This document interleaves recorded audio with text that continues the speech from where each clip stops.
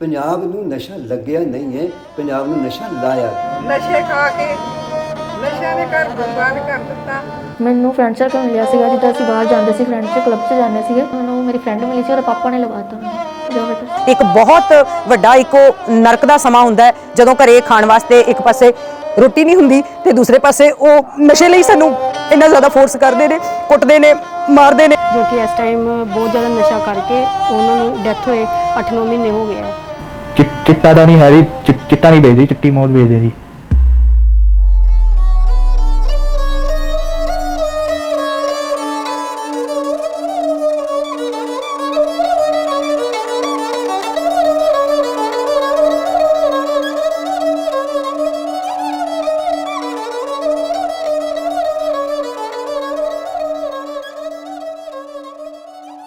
Never in the history of mankind the world had been entirely drug free. Punjab में अफीम और चरस का एक चक्कर तो रहा है और कई दशकों से रहा है, कोई नई बात नहीं। एक तो फ्रिंजेस पे था, it was not very common place कि हर आदमी कर रहा है, वो नहीं था। उसका एक थेरेप्यूटिक वैल्यू भी था, एक मेडिसिनल वैल्यू भी था। The farmers used to go into the field, work very hard, same way the laborers used to come from outside, from UP and Bihar. At the end of the day, to get over their tiredness, fatigue, and to be fresh for the next day, there was a concept of giving small opium balls, afim as they call it over here. And this used to take care of their tiredness, worn out muscles, and they would be fresh in the morning. This gradually gave rise to the huge demand for opium and its derivatives. 60s तक पंजाब में gold की smuggling होती थी और मैंने वो दोनों phase देखा है। मैं फौज में था, मेरा ऑपरेशनल एरिया था ये बॉर्डर पे गुरदासपुर अमृतसर वाले एरिया में, तो मैंने प्री फेंसिंग फेज भी देखा। It was very easy to smuggle gold. This began during the days of terrorism, when from across the border, along with weapons, in small quantities, heroin was also being smuggled in from Afghanistan via Pakistan. Punjab is a bordering state. The Afghanistan and Pakistan, they have nearly 1,000 metric ton heroin production capacity. जितनी disturb situation रहेगी आपके border areas में, खास तौर bye border areas now I mean Afghanistan में, और वहां पर की जो इकोनॉमी है वो अगर ड्रग्स के ऊपर रिलाई करेगी, वो ड्रग्स पाकिस्तान में आएंगे, पाकिस्तान से वो ड्रग्स इंडिया में आएंगे और इंडिया सप्लाई रूट बनता था बाकी दुनिया के लिए। और पाकिस्तान की सिक्योरिटी एजेंसीज को कोई बहुत ज़्यादा प्रॉब्लम नहीं है कि वो अफगानिस्तान की अफीम पंजाब में आती है, बल्कि they don't mind facilitating it. नींद ਦੀਆਂ ਗੋਲੀਆਂ ਕਹਿਣਾ ਖਾਣੀਆਂ ਨੇ, ਫਿਰ ਦਿਮਾਗ ਦੀ ਕਹਿੰਦੇ ਆ ਮੇਰੀ ਦਿਮਾਗ ਦੀ ਦਵਾਈ ਹੈ, ਬਸ ਇਦਾਂ ਹੀ ਖਾਂਦੇ ਖਾਂਦੇ ਇਹਨਾਂ ਨੇ ਆਪਣੇ ਆਪ ਨੂੰ ਬਹੁਤ ਹੀ ਬੁਰਾ ਹਾਲ ਚ ਕਰ ਲਿਆ ਸੀ। ਉਹਨਾਂ ਦਾ ਕਿਤੇ ਇਲਾਜ ਨਹੀਂ ਹੋ ਪਾਇਆ, ਉਹਨਾਂ ਦੀ ਇੰਨੀ ਸੁੱਧ ਬੁੱਧ ਖਰਾਬ ਹੋ ਗਈ ਕਿ ਚਿੱਟੇ ਕਾਰਨ ਉਹਨਾਂ ਦਾ ਦਿਮਾਗ ਬਿਲਕੁਲ ਸੁੰਨ ਹੋ ਗਿਆ ਸੀ, ਜੋ ਕਿ ਸਾਨੂੰ ਪਹਿਚਾਨਦੇ ਵੀ ਨਹੀਂ ਐਂਡ ਦੇ टाइम पे। हर चीज़ जो है फेजेस स्टार्ट होती है। जैसे हम लोग बात कर रहे थे पहले, यहाँ पे अफीम थी, उसके बाद से फिर काली अफीम से बनना शुरू हो गया सफ़ेद रंग का चिट्टा। जब 2000 से शुरू हुआ, 2002, 3, 4 वगैरह से धीरे धीरे एक ये चीज़ आने लगी। अगेन मे बी जैसे व्यक्तियों का दिमाग काम करता है, हम सब का करता है कि इकोनोमाइज करो। तो ये ड्रग्स जो हैं कंपैरेटिवली महंगी हैं, नो डाउट अबाउट इट। तो बहुत से लोगों को लगा कि इसमें इसका इजी सब्स्टिट्यूट क्यों ना इस्तेमाल किया जाए। इजी सब्स्टिट्यूट होता है फार्मास्यूटिकल ड्रग्स। ਆਪਾਂ ਜ਼ਿਆਦਾ ਉਹ ਐਲੇ ਪ੍ਰੈਸ ਹੀ ਲੈਂਦੇ ਹਾਂ ਜਿੱਦਾਂ ਸਮਾਨ ਲਾਇਆ ਹੋਇਆ ਨੀਂਦ ਨਹੀਂ ਨਾ ਆਉਂਦੀ ਰਾਤੀ ਉਹ ਖਾ ਲਓ 2 ਕਦੇ ਇਕੱਠੀਆਂ ਖਾਣੇ नहीं हैं लेकिन खाने 2 ही करके हैं। तो लोगों का ध्यान जाना शुरू हुआ कि जो दुकानें हैं उस पर जो फार्मास्यूटिकल ड्रग्स मिल रही हैं जिसमें काम्पोज लेना चाहते हैं, एल्प्रैक्स लेना चाहते हैं या आप पेन किलर्स जो हैं स्टमक पेन की, बॉडी पेन की, whatever you want, even your cough syrups, और ये मेडिसिन आमतौर पे आपको इंडिया में ओवर द काउंटर मिल जाती हैं। Afghan, are fighting against the Americans from 2001 onwards. तो उनको पैसे उगाने के लिए उन्होंने in a big way they went for the opium की खेती।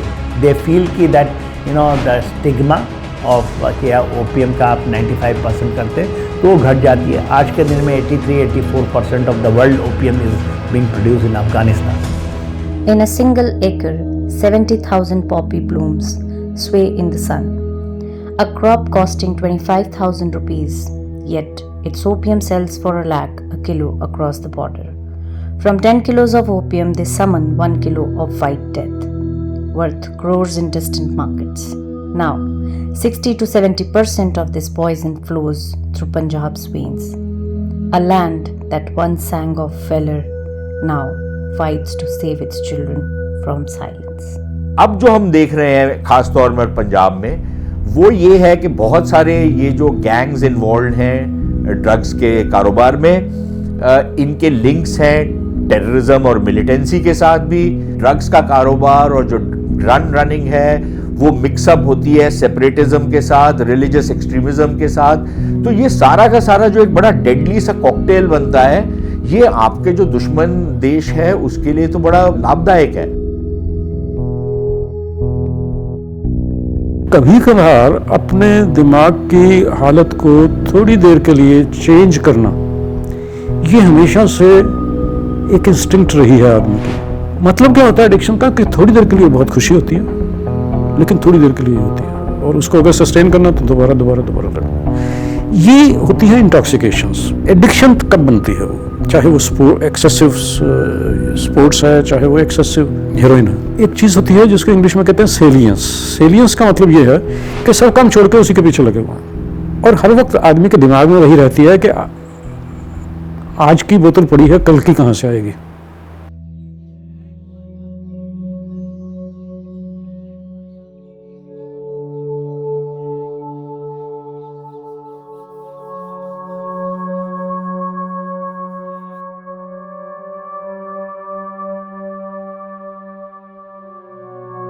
ਨਸ਼ਾ ਹੀ ਮੈਨੂੰ 4 ਸਾਲ ਹੋ ਗਏ ਕਰਦਿਆਂ ਨੂੰ, 3-4 ਸਾਲ।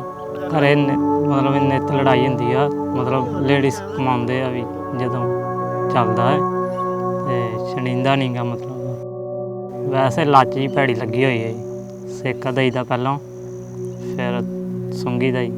ਉਸ ਤੋਂ ਬਾਅਦ ਐਂ ਲੱਗਦਾ ਜੀ ਐਵੇਂ ਦਲੇਰੀ ਜੀ ਆ ਗਈ ਆ ਸਰੀਰ 'ਚ, ਐਂ ਲੱਗਦਾ ਜੀ ਸਰੀਰ ਉੱਡਦਾ ਹੀ ਰਹਿੰਦਾ। Biopsycho social model of addiction जो दिया गया है इसके लिए, जो उसमें बायोलॉजिकल फैक्टर्स हैं, जिसमें जेनेटिक फैक्टर्स हैं। किसी आदमी के फैमिली में ये ट्रेंड चल रहा है या किसी तरह की साइकेट्रिक प्रॉब्लम, कोई मेंटल इलनेसेस का ट्रेंड चल रहा है, तो उसमें ज़्यादा चांसेस हो जाते हैं एडिक्शन की तरफ जाने के।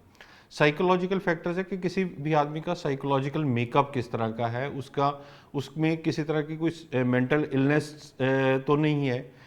तीसरी चीज़ के बहुत बार ये होता है कि आदमी जो अपनी साइकेट्रिक इलनेसेस को ट्रीट करने के लिए, जैसे एंग्जाइटी है, एंग्जाइटी को ट्रीट करने के लिए, या डिप्रेशन है या स्लीपलेसनेस है, इन चीज़ों को ठीक करने के लिए किसी ना किसी ड्रग को या अल्कोहल को यूज़ करना शुरू कर देता है। वो एक साइकोलॉजिकल फैक्टर्स हो गए। फिर सोशल फैक्टर्स हैं कि आपके आसपास का एनवायरनमेंट कैसा है, आपके घर का एनवायरनमेंट कैसा है। सो ये सारी चीज़ें मिल के किसी आदमी को बायोलॉजिकल, साइकोलॉजिकल और सोशल फैक्टर्स, जब तीनों चीज़ें मिलती हैं तो किसी आदमी व्यक्ति को ड्रग यूज़र बनाती हैं। When you take an intoxicant, it affects the prefrontal cortex, brainstem, hypothalamus, these areas. Now, some of these are for feeling pleasure. लेकिन at the same time जब ये repeated होता है तो जैसे प्रीफ्रंटल कॉर्टेक्स है, ये जजमेंट का एरिया है कि आदमी खुद, और ये डिस्क्रिशन का एरिया है कि ये काम करना, ये नहीं करना, इस काम करने से ये होगा।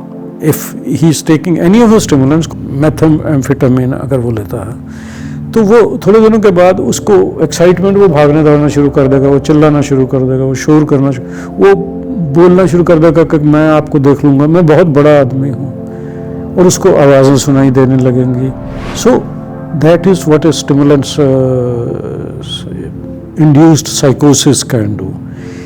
As compared to that, as far as the opiates are concerned, opiates का इस तरह का कोई बहुत ज़्यादा नहीं होता है। एक तो ये है कि वो पर हैबिट बड़ी हार्ड होती है, उसको वो छोड़ 2 दिन भी नहीं सकता, उसको बहुत तकलीफ होगी, और डिपेंडेंस हो जाती है, और फिजिकल टॉलरेंस हो जाती है, साइकोलॉजिकल टॉलरेंस हो जाती है। दूसरा, वो काम वाम नहीं करेगा, काम तो, और अगर ओवरडोज हो जाएगी तो वो मर जाएगा उससे, क्योंकि रेस्पिरेशन बंद हो जाती है। उन्होंने मतलब कि ओवरडोज हो गई बहुत ज़्यादा, और फिर हॉस्पिटल दाखिल रहे काफ़ी दिन। हॉस्पिटल दाखिल करवाने तो बाद डॉक्टर ने जवाब दे दिता, और उन्होंने कितने इलाज नहीं हो पाया। उन्होंने इन्नी सुध बुध खराब हो गई कि चिट्टे कारण उन्होंने दिमाग बिल्कुल सुन्न हो गया है।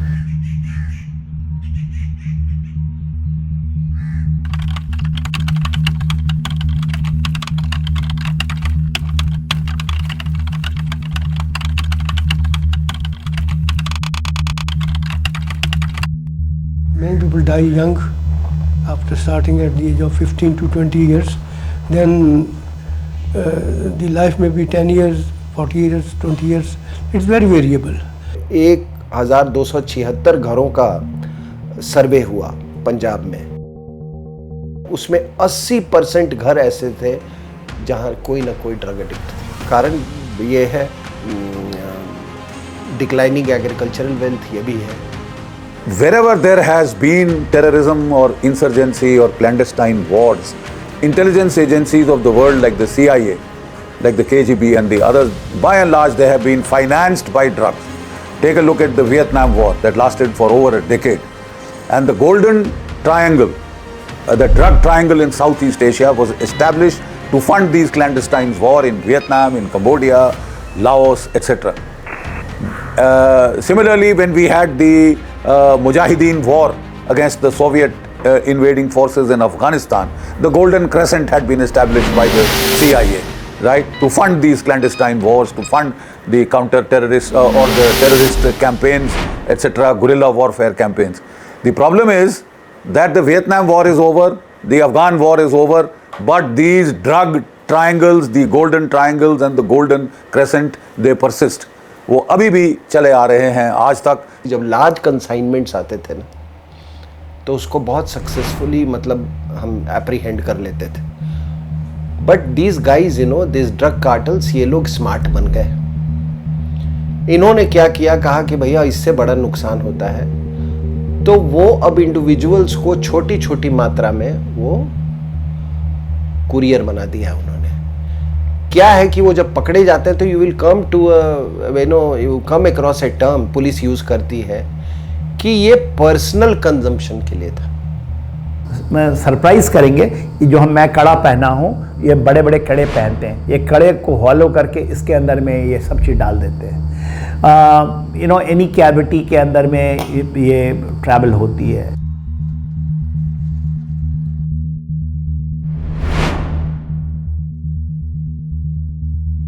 हमने अटारी बॉर्डर पे कस्टम्स एरिया में हमने जाकर के एक सीजर किया। उसमें 2 नाइजीरियन आ रहे थे, रेक्टम में, पेट में उनके 1-1 किलो के करीब हेरोइन इंसर्ट की हुई थी कैप्सूल्स में। तो हम लोगों ने कस्टम्स के रीजन में उसको पकड़ा। To prevent terrorism, we had created a fence along the border, Punjab border, which proved to be very effective. Subsequently, this fence has, you know, grown from has been created from the line of control all along in J&K down to the Ran of Kutch. There is, when you see on satellite pictures, you can see a lit up wall of light kind of a thing where this fence is. अभी BSF की जो area of responsibility 70 kilometre शायद है या 90 kilometre कर दी गई है कि इस इलाके में, क्योंकि इसी मिनट्स को चेक करने के लिए गवर्नमेंट तो उसको चेक करेंगे, उसमें अंदर में काफ़ी चेक हुए हैं, चेक एंड बैलेंस है। तो उसने नया चीज़ ले लिया, ये ड्रोन अभी नया चला था, कॉप्टर्स या छोटे ड्रोन्स, वो आते हैं, आर्म्स को भी गिराते हैं और ड्रग्स को भी गिराते हैं।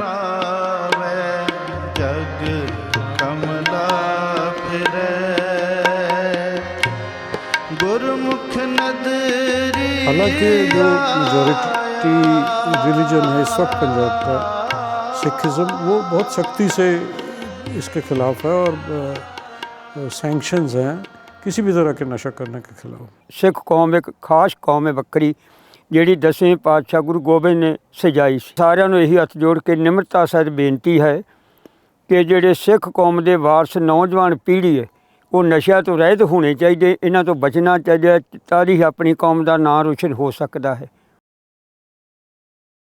ड्रग यूज़ की जब हम बात करते हैं तो in most of the cases जो लोग यूज़ करना शुरू करते हैं तो इस they start using it as an experiment, कि किसी ने कोई कर रहा है या किसी ने कह दिया कि ये ट्राई करके देखो ये बहुत अच्छा है, ये हफ्ते 10 दिन बाद फिर उसको दोबारा मन किया कि इन्हें दोबारा से फिर से ट्राई करके दे, तो फिर से लेते हैं। उस टाइम तो बहुत मज़ा आया था।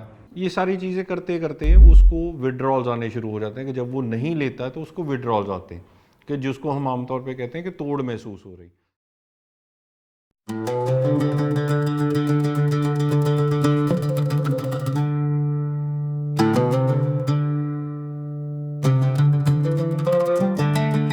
ਮਜਬੂਰੀਆਂ ਬਣ ਚੁੱਕੀਆਂ ਨੇ, ਮਜਬੂਰੀਆਂ ਦਾ ਹੱਲ ਕੀਤਾ ਜਾਵੇ। ਅਸੀਂ ਬਹੁਤ ਹੀ ਔਖੇ ਆ, ਬਹੁਤ ਜ਼ਿਆਦੇ। ਅਸੀਂ ਤੇ ਹੁਣ ਫਸੇ ਆ। ਹੁਣ ਮੇਰਾ ਵੀਰ, ਮੇਰੇ ਭਰਾ, ਹੁਣ ਨਾ ਇਹੋ ਜਿਹੇ ਕੰਮ 'ਚ ਕੋਈ ਫਸ ਜੇ। ਅਸੀਂ ਤੇ ਹੁਣ ਜਿਹੜਾ ਮਤਲਬ ਰਾੜੇ ਗਏ ਆ ਜੀ। ਹੁਣ ਚਾਵਾਂ ਨਾਲ ਪਹਿਲਾਂ ਲਾ ਲਿਆ ਤੇ ਹੁਣ पछताईदा है ये कितने ला बैठे गंदा नशा। बहुत सारी ऐसे पॉपुलेशंस हैं जो स्टिग्मा की वजह से या और रीजंस की वजह से हम तक अप्रोच नहीं कर पाते, हम तक पहुंच नहीं कर पाते। उसमें विमेन हैं, उसमें ट्रांसजेंडर्स हैं, उसमें बच्चे हैं। जब मैं रात भी रोका तो मेरा सर फाड़ दिया, इतने टांके भरे हुए हैं। मेरा सर देखो, सर पट्टी खोल के देखो, टांके भरे हुए कि नहीं भरे गए। मेरे को नहीं पता था पीछे क्या साजिश रखी हुई है। इन्होंने मैं 1 लाख में जुए में हराई। मकान मालिक के दबाव में आके वो पैसे देता है, उसको चिट्टा देता है खाने को, और फिर मकान मालिक के कहने से मेरे को मारता पीटता बहुत ज़्यादा करता है। वो कहता है बीवी तो कितनी भी आ जावे, मकान मालिक को मेरा साथ देता है, मैनू पैसे देता है, वो कहाँ से आएगा? वो तो घर बर्बाद करने वाला एक कसाई बन गया ना।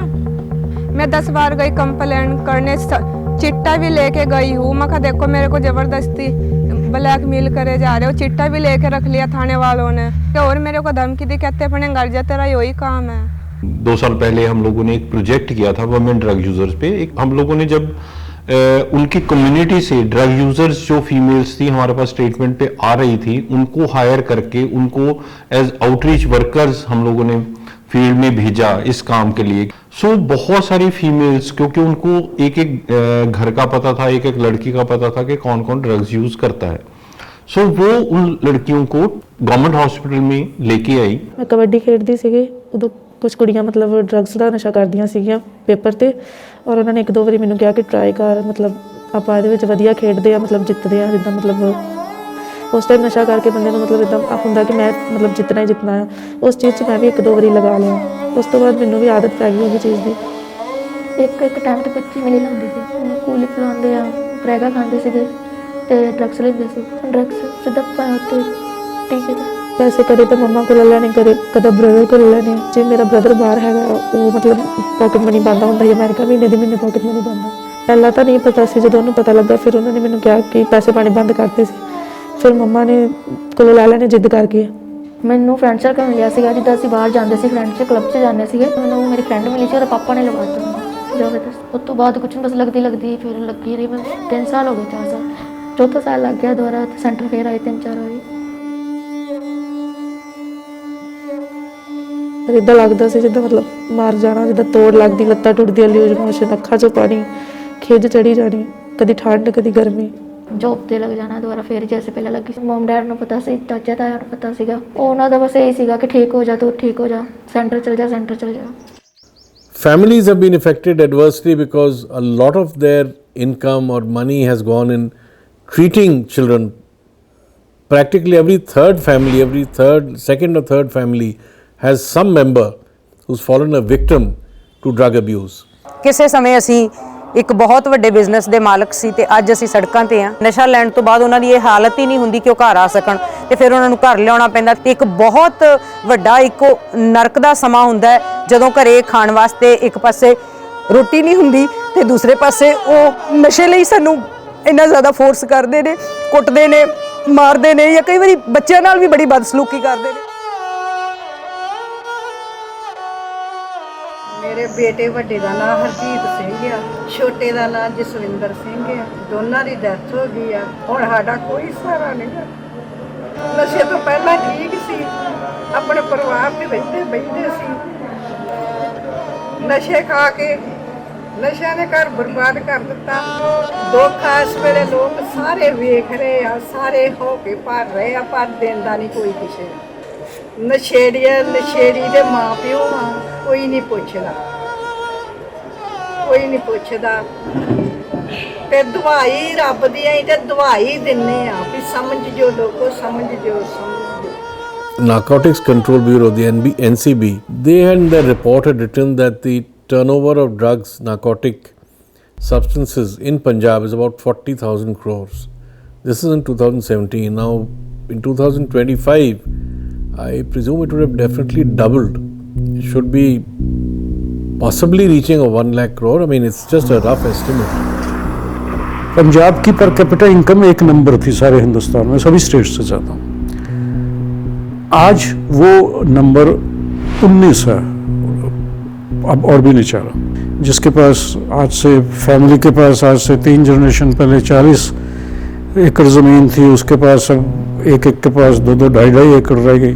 पंजाब जो है वो एग्रीकल्चर बेस्ड स्टेट है, तो जो एग्रीकल्चर प्रोड्यूस है उसका सही रेट नहीं मिलता, या उस प्रोड्यूस को आगे इंडस्ट्रीज़ जो लगनी चाहिए थी ताकि उस प्रोड्यूस को खपत किया जा सके वो नहीं लगाई। तो अल्टीमेटली जो फार्मिंग है वो इतना ल्यूक्रेटिव प्रोफेशन नहीं रहा। तो इसकी वजह से पंजाब की जो प्रॉस्पेरिटी थी विलेजेस की वो कम हो गई। Inputs became costly and the output became cheap. पंजाबियों को जो आदत थी पहले एक ख़ास एक मयार की, स्टैंडर्ड ऑफ लिविंग की, गाँव में ख़ास तौर पे वो एकदम से कम हो गई और वो it was a societal stress. ਕਈਆਂ ਦੇ ਛੋਟੇ ਬੱਚੇ ਆ ਜੀ, ਰੁਲਦੇ ਫਿਰਦੇ ਆ। ਜਨਾਨੀਆਂ ਵਿਚਾਰੀਆਂ ਘਰਾਂ 'ਚ ਭਾਂਡੇ ਮਾਂਜ ਕੇ ਕੰਮ ਕਰਕੇ ਮਜ਼ਦੂਰੀ ਕਰਕੇ ਕੰਮ ਕਰ ਰਹੀਆਂ। ਬਾਕੀ ਨਸ਼ੇ ਦੀ ਗਿਰਫਤ ਵਿੱਚ ਅੱਜ ਦੀ ਨੌਜਵਾਨੀ ਇੰਨੀ ਕੁ ਜ਼ਿਆਦਾ ਆ ਚੁੱਕੀ ਆ ਤੇ ਕੋਈ ਕੰਮਕਾਰ ਕਰਨ ਦੇ ਲਾਇਕ ਨਹੀਂ ਹੈਗਾ ਮੁੰਡੇ। ਪਹਿਲੇ ਨੰਬਰ ਤੇ ਕੰਮਕਾਰ ਮਿਲਦਾ ਹੀ ਨਹੀਂਗਾ ਜੀ, ਰੁਜ਼ਗਾਰ ਹੈਗਾ ਹੀ ਨਹੀਂਗਾ ਪੰਜਾਬ ਦੇ। ਸਰਕਾਰ ਕਹਿ ਰਹੀ ਹੈ ਜੀ, ਮੁੱਖ ਮੰਤਰੀ ਵੱਲੋਂ ਜੀ ਰੁਜ਼ਗਾਰ ਯੋਜਨਾ ਚਲਾਈ ਗਈ ਹੈ ਜੀ, ਪਰ ਰੁਜ਼ਗਾਰ ਕਿਸੇ ਨੂੰ ਨਹੀਂ ਮਿਲ ਰਿਹਾ। Nobody wants to invest in the state. You don't have new investment coming in for industry, agro industry, trade. Employment opportunities are dropping. The only thing which is thriving is these institutes which are training the youth for English languages, IELTS as it is called, because everyone wants to go abroad. आप हमारे गांव में, शहरों में आकर देखो, majority youth यहाँ से जा चुका है। हमारे डिग्री कॉलेजेस खाली हैं। IELTS सेंटर बेशक बड़े हों, डिग्री कॉलेजेस सारे खाली हैं। और इसका कारण क्या है कि यहाँ पर लोग सेफ नहीं फील कर रहे अपने आप को। जो पेरेंट्स हैं, जब बच्चों को देखते हैं 20-20 साल के बच्चे ड्रग्स ले रहे हैं, वो यहाँ रखना ही नहीं चाहते। ਇਹ ਜੋ ਨਸ਼ਾ ਸਾਡੇ ਪੰਜਾਬ 'ਚ ਆਇਆ, ਇਹਦਾ ਮੇਨ ਕਾਰਨ ਸੀ ਵੀ ਇਹ ਬਾਰਡਰ ਏਰੀਆ ਸੀ, ਇਹ ਜ਼ਿਆਦਾ ਸਪਲਾਈ ਹੋਣ ਲੱਗ ਪਿਆ ਤੇ ਪੰਜਾਬੀਆਂ ਦੇ ਮੁੰਡੇ ਜਿਹੜੇ ਇਹਦੀ ਗ੍ਰਿਫਤ 'ਚ ਸਭ ਤੋਂ ਵੱਧ ਆਏ। ਇੱਕ ਨੂੰ ਤਾਂ ਫੌਜ 'ਚ ਭਰਤੀ ਕਰਾਤਾ, ਦੂਸਰੇ ਨੂੰ ਇੱਧਰ ਦੀਆਂ ਗੰਦੀਆਂ ਸਰਕਾਰਾਂ ਕਰਕੇ ਨਹੀਂ ਨੌਕਰੀ ਮਿਲੀ, ਉਹਨੂੰ ਸਾਨੂੰ ਮਜਬੂਰੀ 'ਚ ਵਿਦੇਸ਼ ਭੇਜਣਾ ਪਿਆ। ਤੇ ਵਿਦੇਸ਼ ਭੇਜਣ ਦਾ ਸਭ ਤੋਂ ਵੱਡਾ ਕਾਰਨ ਇਹ ਸੀ ਵੀ ਇੱਧਰ ਹਾਲਾਤ ਦਿਨੋਂ ਦਿਨ ਵਿਗੜ ਰਹੇ ਸੀ ਤੇ ਨੌਜਵਾਨ ਖਰਾਬ ਹੋ ਰਹੇ ਸੀ। ਉਹਨਾਂ ਨੂੰ ਇਸ ਨਸ਼ੇ ਤੋਂ ਬਚਾਉਣ ਲਈ ਵੀ ਉਹਨਾਂ ਦੀ ਦਲਦਲ 'ਚ ਨਾ ਫਸ ਜਾਣ, ਸਾਨੂੰ ਆਪਦੇ ਬੱਚੇ ਬਾਹਰ ਭੇਜਣੇ ਪਏ। So everyone who can afford to go abroad is going abroad. The only ones remaining are the ones who are either victims or who can't afford to go out. So it's a very, very pitiable state when you go to the villages or you go into the interior towns, small towns. You'll see there are places where entire villages are ghost villages. People have locked their houses and left. जो लड़के injection लगाते हैं, अब वो उसने 1 ग्राम लगाना है, पर वो कभी तो आम तौर पे तो वो बहुत ही कम इफेक्ट वाला होता है क्योंकि अडल्ट्रेटेड होता है हेविली, तो वो उसी हिसाब से लगाता है कि मुझे 1 ग्राम हेरोइन चाहिए, तो लेकिन इसमें तो 1 ग्राम होनी नहीं है, ये तो आधी भी नहीं है, तो वो उस तरह के या तो इनहेल 3 बार कर लेता है या 3 गुना कर लेता है या क्वांटिटी ऑफ इंजेक्शन ज़्यादा लगाता है। तो अब कभी कभी ऐसा होता है कि बाई चांस ज़्यादा प्योर आ जाती है, अब उसको तो नहीं पता, तो वो वही अपने हिसाब से कि ये तो बहुत ही घटिया सी आजकल आ रही है, वो बाई चांस वो पर्टिकुलर कंसाइनमेंट प्योर वाली थी और एंटी डाइस। This is how overdoses happens. अभी पीछे से 1 महीना पहले एक लड़के की मौत हो गई चिट्टे में। यहाँ से चिट्टा लगा के गया, 10 मिनट के बाद पता चला वो मर गया। क्या हुआ, उसका घर बर्बाद हो गया। उसके 4 महीने की बीवी आई थी, भी आता वो भी चली गई, किसके सहारे रहेगी।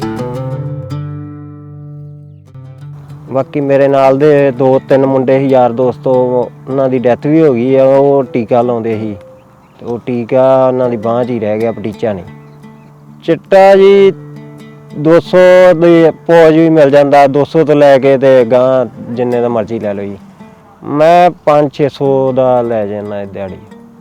ਹੁਣ ਅੱਗੇ ਮਿਲ ਜਾਂਦਾ ਸੀ, ਹੁਣ ਨਹੀਂ ਮਿਲਦਾ ਜੀ। ਉਹ ਵੀ ਗੰਦ ਹੀ ਮਿਲਦਾ, ਪੈਸੇ ਖਰਾਬ ਕਰਨ ਵਾਲੀ ਗੱਲ ਹੀ ਹੈ ਜੀ।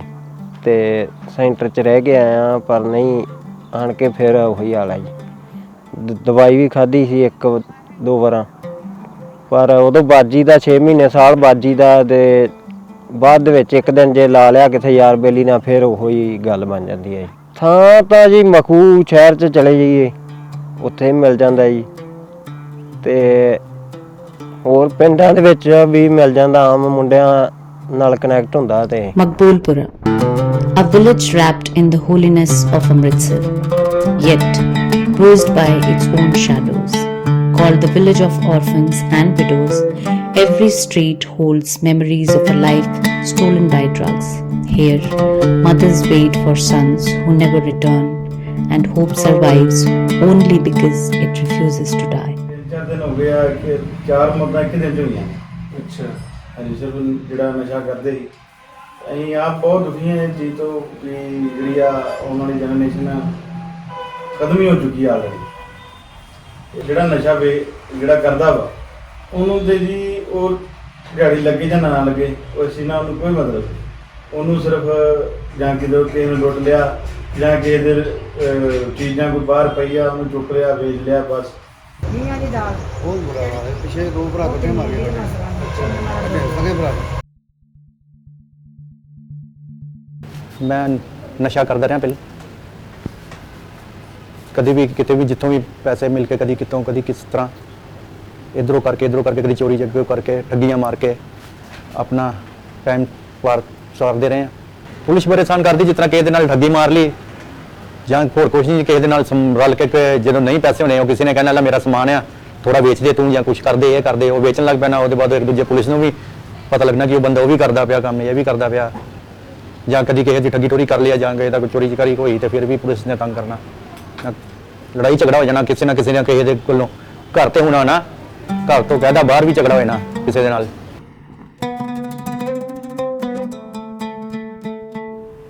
ਪਹਿਲਾਂ ਤਾਂ ਮੈਂ ਖਲੀ ਡਿਲੀਵਰੀ ਕਰਦਾ ਸੀਗਾ, ਫਿਰ ਉਹ ਚੱਜ ਪੈ ਗਿਆ ਜੀ ਕੰਮ 'ਚ, ਤੇ ਮੈਂ ਫਿਰ ਸ਼ਾਮੀ ਮਾੜਾ ਮੋਟਾ ਲਾਉਣ ਲੱਗਿਆ।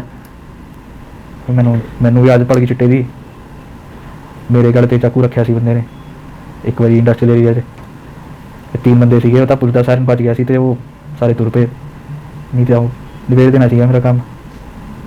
ਅਸੀਂ ਬੋਲਣਾ ਚਾਹੁੰਦੇ ਆ ਨਸ਼ੇ ਵਾਲਿਆਂ ਦੇ ਖਿਲਾਫ, ਉਹ ਪੈਸਾ ਦੇ ਕੇ ਆ ਜਾਂਦੇ ਆ, ਫਿਰ ਦੁਸ਼ਮਣੀਆਂ ਬਣਦੀਆਂ ਪਿੰਡਾਂ ਦੇ ਵਿੱਚ। ਅੱਜ ਕੱਲ ਹਰੇਕ ਨੂੰ ਮਤਲਬ ਆਪਦਾ ਡਰ ਆ ਵੀ ਅੱਜ ਆਪਾਂ ਕਿਸੇ ਨਸ਼ੇ ਵਾਲੇ ਦੇ ਖਿਲਾਫ ਬੋਲਾਂਗੇ, ਉਹ ਕੱਲ ਨੂੰ ਆਪਣਾ ਨੁਕਸਾਨ ਕਰਨਗੇ, ਤੇ ਹੋ ਵੀ ਰਹੇ ਨੇ। ਕਾਫੀ ਥਾਵਾਂ ਤੇ ਇਵੇਂ ਹੋਇਆ ਪੰਜਾਬ ਦੇ ਵਿੱਚ, ਜੇ ਕਿਸੇ ਨੇ ਕਿਸੇ ਦੇ ਖਿਲਾਫ ਆਵਾਜ਼ ਉਠਾਈ ਤੇ ਉਹਦਾ ਉਹਨਾਂ ਨੁਕਸਾਨ ਹੀ ਕੀਤਾ, ਬਾਹਰ ਆ ਗਏ। ਇੱਕ ਵਾਰੀ ਫਿਰ ਮੈਂ ਪਰੇਸ਼ਾਨ ਵੀ ਹੋ ਗਿਆ ਇੱਕ ਵਾਰੀ, ਤੇ ਫਿਰ ਸਾਰਾ ਮਾਲ ਲਾ ਕੇ ਫਿਰ ਮੈਂ ਸੋਚਿਆ ਹੁਣ ਨਹੀਂ ਕਰਨਾ ਕੰਮ, ਮੈਂ ਫਿਰ ਛੱਡਤਾ। ਜਿਹੜਾ डिलीवरी च फिर माड़ी मोटी गलती हो गई, समान घट पै गया, मैं भी बीच में माड़ा टला लिया होना। फिर जान च खतरा पै गया सी भी, रात भर फोन आते रहे मैनू, कहते भी मार देंगे। फिर जब फोन आने बंद हो गए, फिर मैं ट्राई किया वापस आने का, तो फिर मेरी अखां के सामने मैं बंदा चलता वेख्या जी वापस इदा ही डिलीवरी वास्ते जी। माड़ा मोटा उपर नीचे हो गया होना कुछ, जिंदा बंदे नूं जलाता जी। मैनू मालूम है जी मैं किदां बच के निकला। चिट्टा तो नहीं है जी, चिट्टा नहीं बेचदी, चिट्टी मौत बेचदे जी।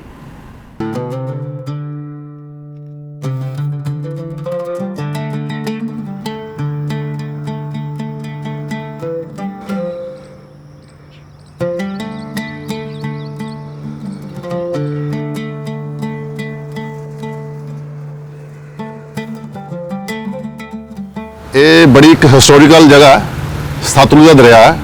ਸਤਲੁਜ ਦਰਿਆ ਦੇ ਵਿੱਚੋਂ ਹੀ ਸਰਹੰਦ ਕਨਾਲ ਨਿਕਲਦੀ ਹੈ ਤੇ ਸਤਲੁਜ ਦਰਿਆ ਦੇ ਪਾਰ ਹੀ ਮਹਾਰਾਜਾ ਰਣਜੀਤ ਸਿੰਘ ਦਾ ਸਥਾਨ ਬਣਿਆ ਹੋਇਆ, ਜਿੱਥੇ 1831 ਵਿੱਚ ਮਾਊਂਟਬੈਟਨ ਟਨ ਦੇ ਨਾਲ ਇੱਥੇ ਸਮਝੌਤਾ ਹੋਇਆ ਸੀ ਉਹਨਾਂ ਦਾ। ਨਹੀਂ ਤਾਂ ਸਤਲੁਜ ਦਰਿਆ ਦੇ ਵਿੱਚ ਬੜਾ ਭਿਆਨਕ ਯੁੱਧ ਹੋਣਾ ਸੀਗਾ। ਸੋ ਸਾਨੂੰ ਆਪਣੀ ਹਿਸਟਰੀ ਤੇ ਮਾਣ ਹੈ। ਰਣਜੀਤ ਸਿੰਘ ਨੇ 100 ਸਾਲ ਅੰਗਰੇਜ਼ਾਂ ਨੂੰ ਨੇੜੇ ਨਹੀਂ ਸੀ ਲੱਗਣ ਦਿੱਤਾ। ਪੂਰੇ ਹਿੰਦੁਸਤਾਨ ਦੇ ਵਿੱਚ ਗੋਰਿਆਂ ਨੇ 200 ਸਾਲ ਰਾਜ ਕੀਤਾ। ਸਾਡੇ ਪੰਜਾਬ ਦੇ ਵਿੱਚ ਮਹਾਰਾਜਾ ਰਣਜੀਤ ਸਿੰਘ ਦੇ ਬਦੌਲਤ ਕੇਵਲ 100 ਸਾਲ ਰਾਜ ਕਰ ਪਾਏ। ਉਸ ਤੋਂ ਬਾਅਦ ਜਦੋਂ ਰਣਜੀਤ ਸਿੰਘ ਦੀ ਡੈਥ ਹੋ ਗਈ ਤੇ ਸਾਡਾ ਪੰਜਾਬ ਉਜੜਦਾ ਹੁੰਦਾ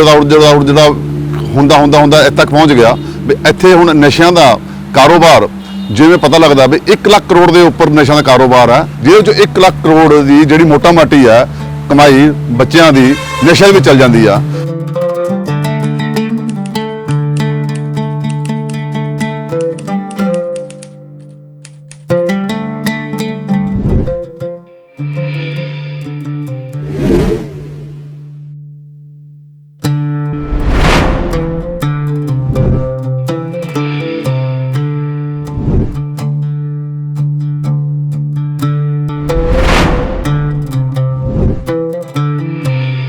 उन्नीस 1985 में बहुत पंजाब में इम्पोर्टेंट डेवलपमेंट्स हुई। उनमें से एक थी कि NDPS एक्ट लागू हुआ। उसके हिसाब से फिर ये हुआ कि यूज़ करना भी कुछ नशों को क्राइम गिना जाने लगा और उसकी भी जेल होती है।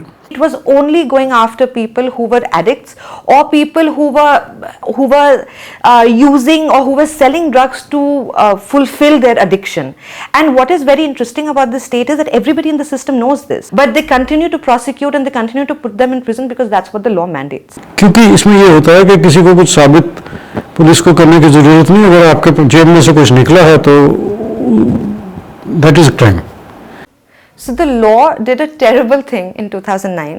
What they did was add a notification saying that when you're going to consider for prosecution the quantity of a drug, you're going to have to look at the entire quantity of the drug and not just the pure substance, which means that if you have 50 grams of white powder and only 3 grams of cocaine in it, you're still going to be prosecuted for 50 grams and not just 3 grams. जो मैं समझता हूँ कि हमारे criminal justice system में जहाँ पे जो हमारे पुलिस वाले हैं जो कि इनको कि इसमें इन्वेस्टिगेशन करना है, hardly anybody has any knowledge about the legal provisions. उनका होता है कि अपना कोटा मंथली पूरा करके जेल में डालो। जो स्मॉल लिटिल ड्रग यूजर्स हैं, अल्टीमेट यूजर जिन्हें हम कहते हैं, उनके पास थोड़ी भी क्वांटिटी मिलती है तो वो ले ली और उसमें साथ कुछ उसका इजाफा भी कर दिया। There is a case of a 70-year-old woman that I found who was carrying 5 liters of liquid in her hand, and it had, I don't know, some 20 ml or something like that of codeine, but it was still 5 liters of liquid, and she was then arrested and convicted for 10 years, which is the mandatory minimum that you get for commercial quantity, even though the judge also acknowledged that this woman was carrying this for her husband, it wasn't even for her, and it had barely any codeine in it, but because the law had changed, this woman was now going to go in for 10 years, and there is no option. The judge cannot give her a lesser sentence. She cannot even be out on suspension. Even if she goes on appeal, she's still going to be in jail. We also have a case, the identical case. I remember the numbers so clearly because it was so tragic. I think it was 747 tablets of Spasmoproxy-1. The same number prior to 2009 would have got you 4 months imprisonment. After 2009 notification would get you straight 10 years imprisonment. But in Punjab specifically, this has created a massive problem because a lot of people are hooked to medical drugs. ना पैसे ज़्यादा हो ना तो फिर और कुछ कर लेता वा पहले पैसा वाला या कोई हो जाएगा तौर पे भाई बजनी बजनी नाल आवे तौर पे बजनी है ਤੇ ਬਸ ਉਹ ਲਾ ਲਈਦਾ। ਸ਼ਰਾਬ ਮੈਂ ਪੀਂਦਾ ਨਹੀਂ, शराब पीना मैंने उससे उल्टी आ जाती है। रेदर एनडीपीएस एक्ट ने कुछ अच्छा करने की बजाय it has played havoc with the drug users, और ड्रग यूजर जो है वो अपराधी नहीं है मेरे मुताबिक, वो बीमार है, उनको हेल्प की चाहिए। 15-16 ਸਾਲ ਮਸਾ ਹੀ ਉਮਰ ਆਏ ਦੀ, ਠੀਕ ਹੈ ਜੀ। ਤੇ ਇਹਦੇ ਮੁੱਛ ਵੀ ਨਹੀਂ ਸੀ ਪੁੱਟੀ ਜਦੋਂ ਇਹ ਚਿੱਟੇ ਦਾ ਆਦੀ ਹੋ ਗਿਆ ਵਿਚਾਰਾ। ਨਸ਼ੇ ਦੀ ਪੂਰਤੀ ਨਹੀਂ ਹੁੰਦੀ ਫਿਰ ਕੀ ਕਰੂਗਾ? ਘਰੋਂ ਮਾਂ ਪਿਓ ਵੀ ਇੰਨੀ ਚਾਲ ਚੱਲਣ ਜੋਗੇ ਨਹੀਂ ਹੈਗੇ ਸਰ, ਮਾਂ ਪਿਓ ਇੰਨੀ ਚਾਲ ਚੱਲਣ ਜੋਗੇ ਨਹੀਂ ਹੈਗੇ ਵੀ ਜਿਹੜੇ ਨਸ਼ੇ ਵਾਸਤੇ ਰੋਜ਼ ਪੈਸੇ ਦੇਣ।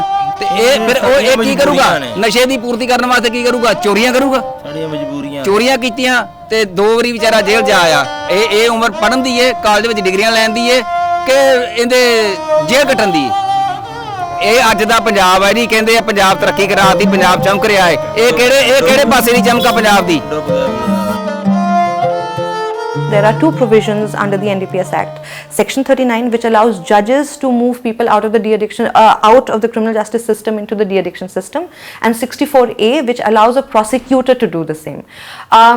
These provisions are meant to help people who are seeking relief from addiction to get out, but our data tells us that nobody has ever been sent to a de-addiction program under Section 39 or 64A. So the one space in which the system has a way of helping people has never been used. The law is extremely enforcement heavy. The law is extremely criminalization heavy. This creates a situation in which a person who has fallen into addiction that really harms him and his family the most is now being sent into the criminal justice system and being rendered useless, which means that people once in the system are going to stay in the criminal justice system for, one would assume, ever. और सिर्फ गरीब व्यक्ति हैं वो जो कि अपना ultimate and users थे, उनके पास इतना पैसा भी नहीं होता है कि वो अपना केस जो है किसी अच्छा वकील करके उसको कर सके।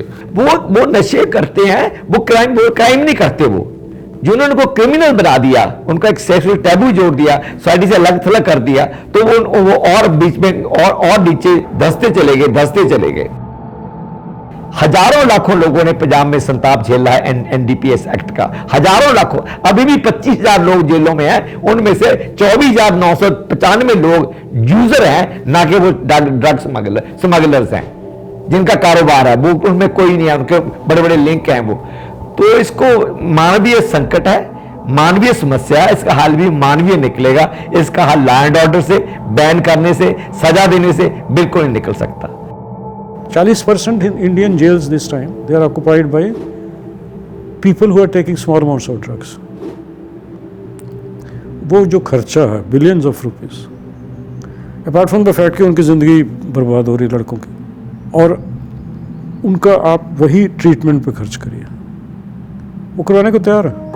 डी एडिक्शन सेंटर होता है कि जहाँ पे patient is a person with addiction, he takes opioid drugs, तो most of them are treated there with buprenorphine to treat their withdrawal. The good thing is that a very large number of such patients don't need admission and they can be sent home. उनको वो दवाई देके को घर भेज देते हैं।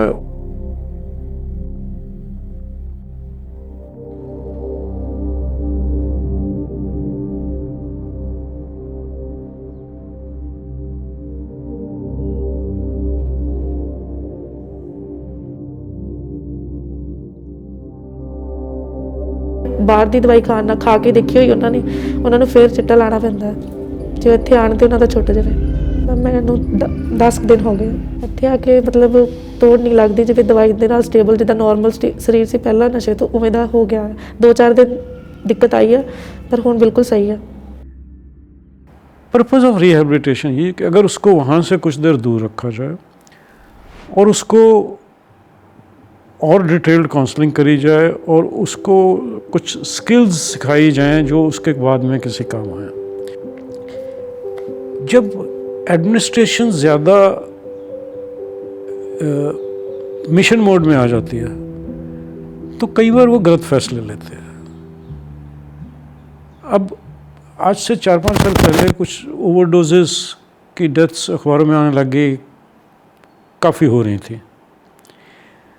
तो तीन डिस्ट्रिक्ट्स के डिप्टी कमिश्नर्स ने रिटन ऑर्डर इशू कर दिया कि केमिस्ट सिरिंजें ही नहीं बेचेंगे विदाउट प्रिस्क्रिप्शन, इम्प्लाइंग के जब सिरिंज नहीं होंगे तो इंजेक्शन कहाँ से लगाएंगे। प्रॉब्लम तो ये है कि वो उन सिरिंजें होती हैं उनके पास गंदी होती हैं, वो साफ लगाना चाहते हैं, और कम होती हैं तो इसलिए कई बार शेयर कर लेते हैं, जो कि उनको नहीं करनी चाहिए। जब आप सिरिंजेस बंद ही कर दोगे तो वो तो जो 2-4 उनके पास गंदी वंदी पड़ी हैं वो तो उसी से लगाते रहेंगे ना, बल्कि the incidence of HIV and hepatitis and it will become even मोर।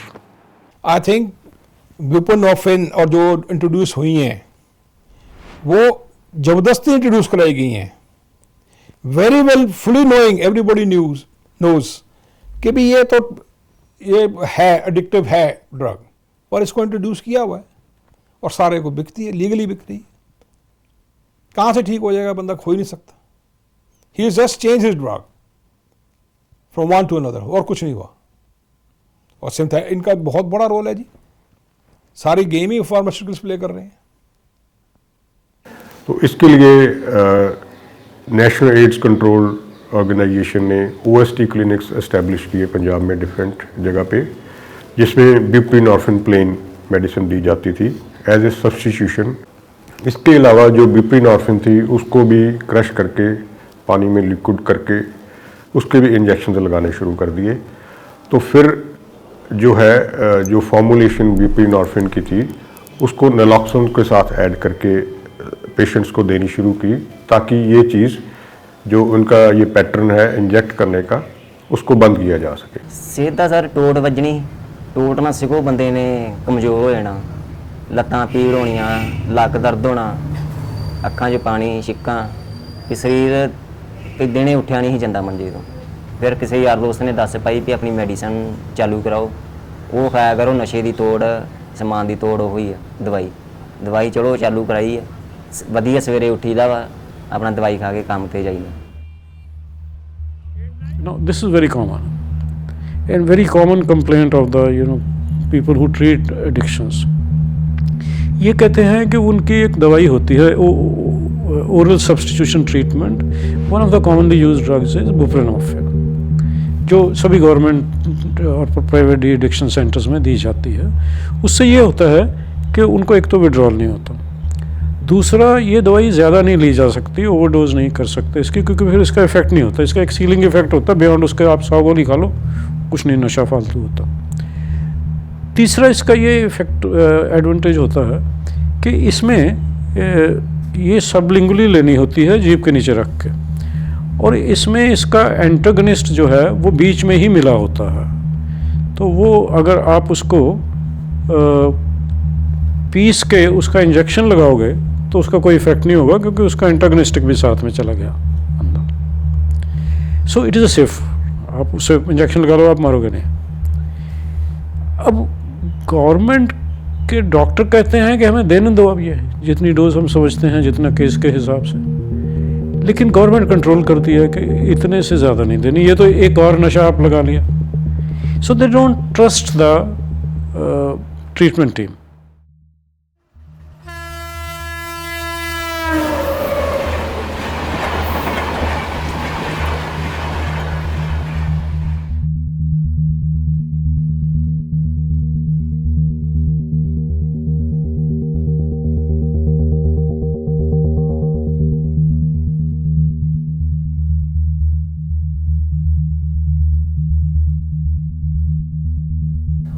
मार्च 2019 ਚ ਉਦੋਂ ਉਹਦੇ ਆਫਿਸ 'ਚ ਇੱਕ ਬੰਦਾ ਆਇਆ, ਉਹਦਾ ਨਾਮ ਸੀ ਬਲਵਿੰਦਰ ਸਿੰਘ।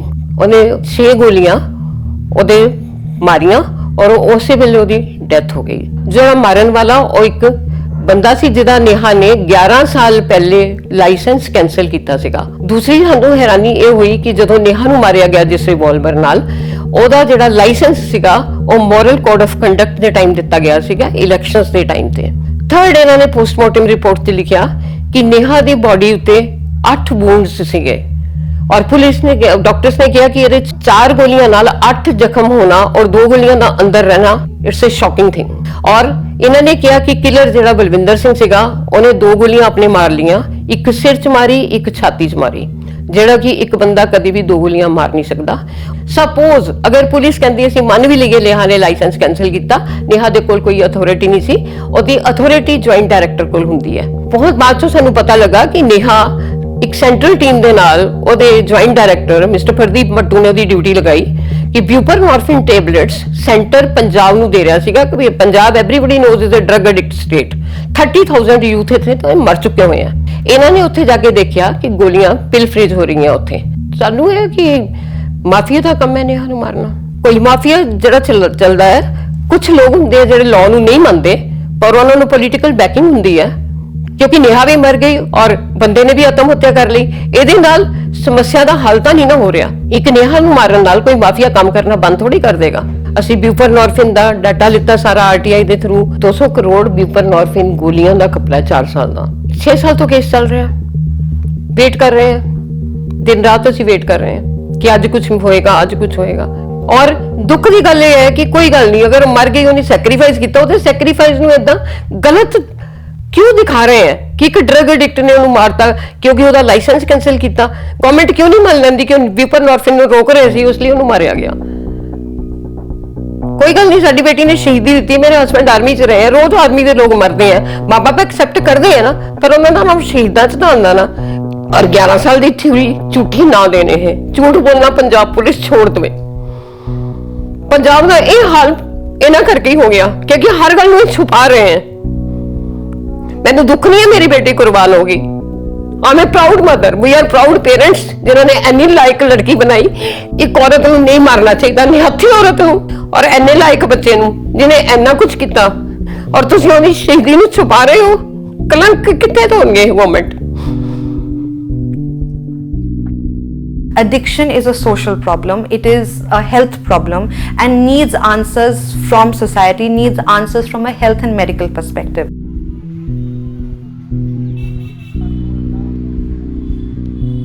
ਇਹ ਜੀ 21 ਦੇ ਦਾ ਏ।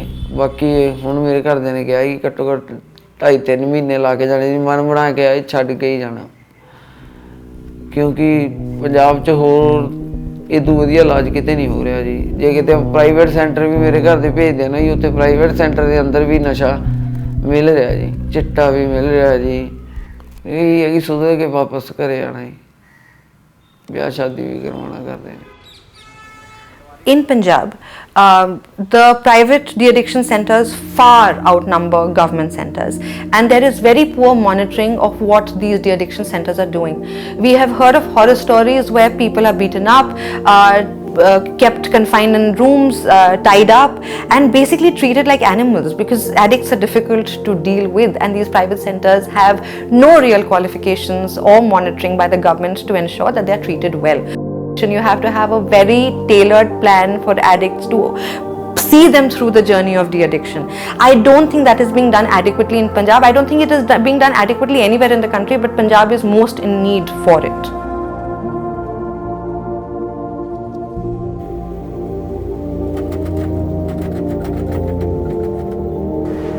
हम अपनों को पहचाने और हमारे दुश्मन कौन है वो पहचाने। ड्रग्स के खिलाफ नेचुरली आवाज उठ रही है पंजाब में, बट ये ड्रग्स भेज कौन रहा है?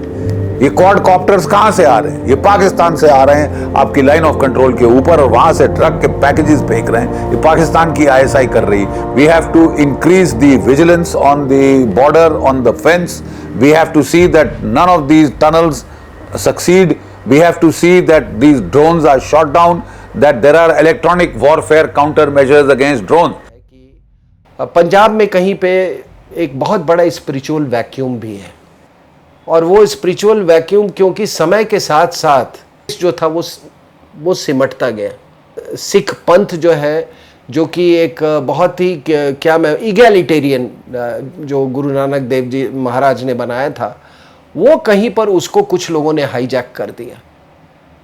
तो इसीलिए आप देखेंगे कि वहाँ पे जब ये उसको ज़्यादा मतलब पॉलिटिकल उसको कलर दे दिया, so people started looking for alternatives. वो डेरा में वो करने लगे। अब वो कुछ डेरास पे भी क्रैकडाउन हुआ, तो फिर ये आपका चर्च आ गया। आखिर कोई तो कारण होगा कि चर्च वहाँ पर इतनी मतलब तेज़ी से कन्वर्जन कर रहा है। तो उसका कारण एक है कि आपने पहले ड्रग्स किया, सोसाइटी डिस्टेबलाइज हो गई, डिस्टेबलाइज, और स्पिरिचुअल वैक्यूम पहले से है, तो it is a very good hunting ground for the church. देखिए ऐसे है कि जो ड्रग माफिया बहुत स्ट्रांग है, सिविल सोसाइटी बहुत कमज़ोर है। जब आपकी जो प्रेस है वही अगर सरकार ने खरीदी हो और जो असल बातें हैं वो प्रेस में आने ही ना दे, छपने ही ना दे, तो आप क्या करोगे? सिविल सोसाइटी के लोग क्या करेंगे? सड़क पे आ जाएंगे और सिविल सोसाइटी के लोगों पे झूठे केस डाल देते हैं, जर्नलिस्ट को अंदर कर देते हैं। तो अल्टीमेटली लोग कहते हैं कि दफा करो, मैं क्या कर सकता हूँ। सो बहुत बड़ी जंग है जो इतने छोटे लेवल पे नहीं लड़ी जा सकती।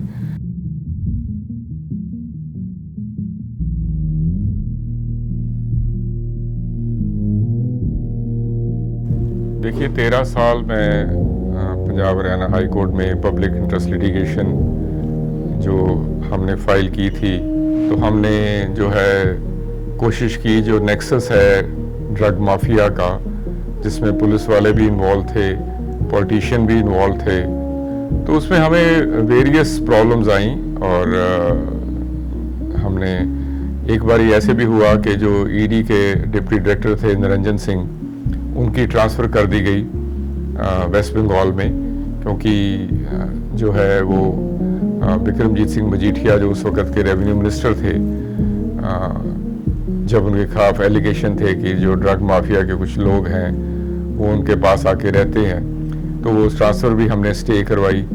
सो कोशिश की कि जो ड्रग नेक्सस है वो रिवील हो, जो लोग हैं जिनको एक्सट्राडाइट करवाना था बाहर से, जो ड्रग माफिया के इन्वॉल्व थे, जो आके बिक्रमजीत सिंह मजीठिया के पास ठहरते थे, लेकिन अंत में उनको भी हम एक्स्ट्राडाइट नहीं करा सके। It is not lacuna, it is greed, unbridled, unimaginable greed for more money, more power, more materialistic gain at the cost of the nation, at the cost of the public, at the cost of the state. It is just, I think it's a mental illness. This quantum of money these people who led this these drug syndicates, who some of whom are top politicians. So it's their greed for huge amounts, thousands of crores that they wanted, which they have parked in India and abroad. That's a matter of investigation which is going on, but we don't find much happening because I was asked to stop the investigation, so I stopped the investigation. But what we found, the indications were of very strong external links of NRIs, dubious characters in India and abroad. And those needed to be examined and investigated in tandem with foreign investigating agencies like the FBI, the RCMP, the Royal Canadian Mounted Police, or the Federal Bureau of Investigation, Scotland Yard. Now, that is required. We have not reached that level yet. We had asked the courts, but somehow that did not happen. The government has registered another case against him, and he's been arrested. And the other reports also which are there, the other SIT is also being investigated. So let's see how it works. We hope that they will do something good. Because I investigated it and I realized the enormity of the danger to our public, to our citizens, to the state, to the very existence of Punjab and the nation. In fact, the entire population has to come up. The police alone will not be able to check this menace. So there has to be a political element which is leading it, along with the police element, along with a bureaucratic element, along with a judicial part, along with lawyers, a group of lawyers, whereas there would also be media people who are supporting it. And it's not that they are selling drugs, but they patronize and support those who are selling drugs. This reflects on the overall systemic failure, a collapse of the systems, because you need political will. There has to be very clear, a clarity in the thought process of the leaders of the government, and for that the enforcement agencies have to be brought in line. Drug का जो trade है एक तरीके से यह पूरा parallel economy बन चुका हुआ है। हाँ, अगर आप कंट्रोल करना चाहेंगे तो आप में पहले टारगेट करना पड़ेगा कि इसके कौन कौन सा जगह पे कितना इसका बुरा असर पड़ रहा है। सबसे बुरा असर पड़ रहा है यूथ पे।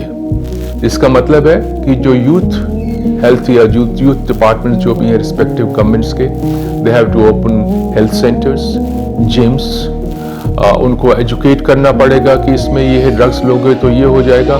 क्योंकि मेरा ये मानना है it's a psychological thing also कि अगर बच्चे जो हैं बॉडी बिल्डिंग की ओर, स्पोर्ट्स की ओर जाते हैं, they don't go towards drugs. It's a fact which has been established by various educationists, etc. Second comes the health department. Health department, they have to regulate कौन से लोग जो है नशे में चले गए हैं, उनको किस प्रकार से सुधार करना है डी एडिक्शन सेंटर्स में, उनका साइकोलॉजिकल थिंग्स। थर्ड आता है नेचुरली पुलिस एक बहुत अहम हिस्सा है क्रिमिनल जस्टिस सिस्टम का। दे हैव टू एंश्योर कि ऐसी बात ना हो। देन आता है प्रिजन डिपार्टमेंट। ये जेलों में ड्रग्स जो है कैसे पहुंच रही हैं, उनको कैसे पकड़ना है, क्या उसको करना है। ED again, which is the most important part of the central agencies, they also have to get activated. इत्थे जिन्ना भी नशा है सारा एक विधिवत ढंग दे नाल ਇਹ ਨਸ਼ੇ ਨੂੰ ਪਰੋਸਿਆ ਗਿਆ ਤੇ ਜਵਾਨੀ ਜਿਹੜੀ ਹੈ ਉਹਨੂੰ ਗੁੰਮਰਾਹ ਕਰਨ ਦੇ ਲਈ, ਉਹਨੂੰ ਠੀਕ ਦਿਸ਼ਾ ਤੋਂ ਮੋੜਨ ਦੇ ਲਈ ਇਹਦੇ ਮਗਲੇ ਪਾਸੇ ਬਹੁਤ ਵੱਡੀ ਇੱਕ ਸਾਜ਼ਿਸ਼ ਹੈ, ਜਿਹੜੀ ਸਾਜ਼ਿਸ਼ ਨੂੰ ਸਮਝਣ ਦੀ ਬਹੁਤ ਵੱਡੀ ਜ਼ਰੂਰਤ ਹੈ। ਨਸ਼ੇ ਦੀ ਮਾਂ ਸਿਆਸਤ ਹੈ, ਨਸ਼ੇ ਦੀ ਮਾਂ ਅਫਸਰਸ਼ਾਹੀ ਹੈ, ਨਸ਼ੇ ਦੀ ਮਾਂ ਪੁਲਿਸ ਤੰਤਰ ਹੈ। ਪੁਲਿਸ ਤੰਤਰ ਕਿਥੋਂ ਵੇਖਿਆ ਜਾ ਰਿਹਾ, ਵੱਡੇ ਸਾਰੇ ਦੇਸ਼ ਦੇ ਇੱਕੋ ਤੰਤਰ ਚੱਲੇ ਹੁਣ ਤੇ ਸਾਰਾ ਹਕੂਕ ਤੇ ਖਤਮ ਹੋ ਗਏ। ਹੁਣ ਤੇ ਕੇਂਦਰ ਦੀ ਭੂਮਿਕਾ ਸਭ ਤੋਂ ਵੱਡੀ ਭੂਮਿਕਾ ਬਣ ਜਾਂਦੀ ਹੈ। ਇਸ ਕਰਕੇ ਜੋ ਉੱਥੇ ਬੈਠੇ ਨੀਤੀਆਂ ਬਣਾਉਣਗੇ ਕਿ ਇਸ ਦੇਸ਼ ਸੂਬੇ ਵਿੱਚ ਇਸ ਪਾਸੇ ਧੱਕ ਕੇ ਤਾਂ ਬਰਬਾਦੀ ਕਰਨੀ, ਉਹ ਪਾਸੇ ਧੱਕ ਲੈਣਗੇ। ਇਹ ਤੇ ਸਾਰੀ ਇੱਕ ਗਲਤ ਨੀਤੀਆਂ ਜਿਹੜੀਆਂ ਨੇ ਨਾ ਹਮੇਸ਼ਾ ਹੀ ਸਮਾਜ ਦੇ ਗੁੰਮਰਾਹ ਹੋਣ ਦੇ ਵੱਡੇ ਖਤਰੇ ਪੈਦਾ ਕਰਦੀਆਂ ਨੇ। The state government and the central government will have to ensure that the state government has the will to fight the drug problem.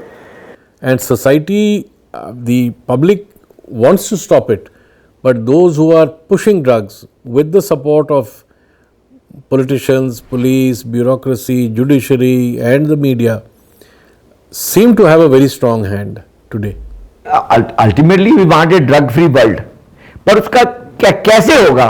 क्या वो सख्ती से होगा? क्या वो कानून तोड़ा होगा? क्या वो मारपीट से होगा? जेल डालने से होगा? नहीं होगा। इसका मानवीय हल निकालना पड़ेगा। उनको जो नशा वो करते हैं, जो नॉन लीथल नशे हैं, जो पंजाब के या इंडिया के ट्रेडिशनल जो सब्सटेंसेस हैं, फीम है, मारुआना है और ये पॉपी हस्क है, इनकी सप्लाई गवर्नमेंट, जैसे शराब है, सिगरेट है, ये बहुत खतरनाक है। ये पॉपी हस्क से ज्यादा खतरनाक है, ये भांग से ज्यादा खतरनाक है। इन पे कोई पाबंदी नहीं। सरकार खुद गांव-गांव में ठेका खोल के जी बेचती है। ओपियम हस्क के पिया, दे केम विद मेडिकल नशा। वहां किया शिकंजा चढ़ाया तो वो केम विद सिंथेटिक नशा, वहां कराया तो दे केम विद मेडिकल नशा। Society cannot say or doesn't have the capacity to ensure कि एडिक्शंस हमेशा के लिए बंद हो जाएं और इंटॉक्सिकेंट्स हमेशा के लिए बंद हो जाएं। The society, what society can do, it can choose the intoxicants and make those available and make others illegal. That choice should be exercised very wisely. It is not that those intoxicants are 100% safe. No intoxicant is 100% safe. But there are less harmful and there are more harmful. You go through Portuguese experience. The biggest drug user in the country, in the world, has become the least drug user in the world by liberalizing its policies and by decriminalizing any type of drug. And why we can't adopt the same in India? सो ये बहुत ध्यान से सोचने वाली बातें हैं। ये suddenly morally ये तो बहुत बुरी चीज़ है, चलो इसको बंद करो, इससे कुछ नहीं होने वाला। इससे वही होगा जो आज तक हो रहा है, नई बात कोई नहीं होगा। हजारों करोड़ का बिजनेस है, कारोबार है, दुनिया में भी, हिंदुस्तान में भी और पंजाब में तो खास तौर पे। We need to liberalise approach on this NDPS act. We want to not to ban the recreational natural recreational substances and allow people to grow further personal consumption, and in the meantime उनकी evening management करिए, शाम को club हो, sports club हो, बच्चों को और तरह से सोसाइटी को इन्वॉल्व करिए, रिलीजियस लीडर को इन्वॉल्व करिए, सोशल एक्टिविस्ट को इन्वॉल्व करिए, डॉक्टर को इन्वॉल्व करिए, सरकारें इन्वॉल्व हों, ताकि उन बच्चों को धीरे धीरे डिटेक्ट करके मेन स्ट्रीम में लाया जा सके. Well, we should look towards other alternatives for employment. Positivity, sports. Punjab was famous for sports, tourism, farming, agro-industry, floriculture, horticulture, to engage the youth and the population in positive and productive means, constructive means. And Punjab again would be leading the nation, because right down south till Kerala, drug abuse is hitting the population very adversely and very badly. In schools, colleges also, down to schools, small children are also being affected. So the population across the country has to rise up against this. It's absolutely the biggest threat to the nation, to the public, and we all have to rise up to this. आप दी जिन्नियां समस्या जी तुसीं चर्चा करोगे ना, वो समस्या पंजाब दीयां बुनियादी नहीं है. उस सही हुकूमती जिहड़ियां पंजाब नाल दुश्वारियां कीतियां जा रहे हैं, पंजाब नाल धक्का कीता जा रहा है, पंजाब नाल धोखा कीता जा रहा है, पंजाब दे हक हकूक दबे ते मारे जा रहे हैं. सारियां समस्यावां केवल वितकरे चों पैदा हो रही ने. पंजाब तो समस्या दा हल करने वाली शक्ति है. पंजाब उन्हां लोकां दा केंद्र है ਜਿਹੜੇ ਸੰਸਾਰ ਤੇ ਭਾਵੇਂ ਦਰਾਨੀ ਆਉਂਦਾ ਸੀ, ਅਬਦਾਲੀ ਆਉਂਦਾ ਸੀ, ਕੋਈ ਵੀ ਆਉਂਦਾ ਸੀ, ਇਹ ਪੰਜਾਬ ਉੱਤੇ ਜੂਝਦਾ ਸੀ ਕਿ ਮੈਂ ਆਪਣੇ ਦੇਸ਼ ਨੂੰ ਲੁੱਟਣ ਨਹੀਂ ਦੇਣਾ. ਮੇਰਾ ਇੱਕ ਬੇਟਾ ਹੈ ਤੇ ਉਹ ਵੀ ਦੇਸ਼ ਦੀ ਰਾਖੀ ਕਰਨ ਗਿਆ ਹੈ, ਤੇ ਇਹ ਆਪਣੇ ਬੱਚੇ ਜਿਹੜੇ ਨੇ ਅਸੀਂ ਚਾਹੁੰਦੇ ਹਾਂ ਵੀ ਇਹ ਨਸ਼ਾ ਨਾ ਕਰਨ, ਆਪਦਾ ਨਸ਼ਿਆਂ ਤੋਂ ਦੂਰ ਰਹਿਣ. ਪਰ ਅੱਜ ਕੱਲ੍ਹ ਦੇ ਮੁੰਡੇ ਸਕੂਲਾਂ ਕਾਲਜਾਂ ਵਿੱਚ ਜਾਂਦੇ ਆ ਤੇ ਉੱਥੇ ਜਾ ਕੇ ਨਸ਼ੇ ਦੇ ਆਦੀ ਹੋ ਜਾਂਦੇ ਆ. ਪੰਜਾਬ ਦੇ ਵਿੱਚ ਧਰਤੀ 'ਚ ਜਨਮ ਲਿਆ, ਇਸ ਧਰਤੀ ਆਪਣੀ ਬਹੁਤ ਗੁਰੂਆਂ ਪੀਰਾਂ ਦੀ ਧਰਤੀ ਹੈ. ਸੋ ਇਸ ਲਈ ਸਾਰੇ ਵੀਰਾਂ ਨੂੰ, ਭਰਾਵਾਂ ਨੂੰ, ਨੌਜਵਾਨਾਂ ਨੂੰ ਹੱਥ ਜੋੜ ਕੇ ਬੇਨਤੀ ਹੈ ਕਿ ਨਸ਼ਾ ਛੱਡੋ ਤੇ ਸਿੱਧੇ ਰਾਹ ਚੱਲੋ, ਗੁਰੂ ਵਾਲੇ ਬਣੋ, ਮਾਂ ਪਿਓ ਲਈ, ਆਪਣੇ ਦੇਸ਼ ਲਈ ਇੱਕ ਵਧੀਆ ਮਿਸਾਲ ਕਾਇਮ ਕਰੋ. ਪਰ ਪਤਾ ਨਹੀਂ ਲੱਗਾ ਕਿਸ ਵੇਲੇ ਜੋ ਆ ਚਿੱਟੇ ਨਾਂ ਦੀ ਚੀਜ਼ ਪੰਜਾਬ 'ਚ ਆ ਗਈ, ਇਹਨੇ ਸਾਡੇ ਬਹੁਤ ਘਰ ਬਰਬਾਦ ਕੀਤੇ ਆ. ਸੰਸਾਰ ਦੇ ਕਿਸੇ ਕੋਨੇ ਤੇ ਵੀ ਗੁਰੂ ਨਾਨਕ ਦਾ ਸਿੱਖ ਰਵੇ ਤੇ ਉਹਨੂੰ ਆਪਣੇ ਅੰਦਰ ਇੱਕ ਧਾਰਨਾ ਬਣਾਉਣੀ ਪਏਗੀ ਕਿ ਮੈਂ ਸਰਬੱਤ ਦੇ ਭਲੇ ਲਈ ਜ਼ਿੰਦਗੀ ਜਿਉਣੀ ਹੈ.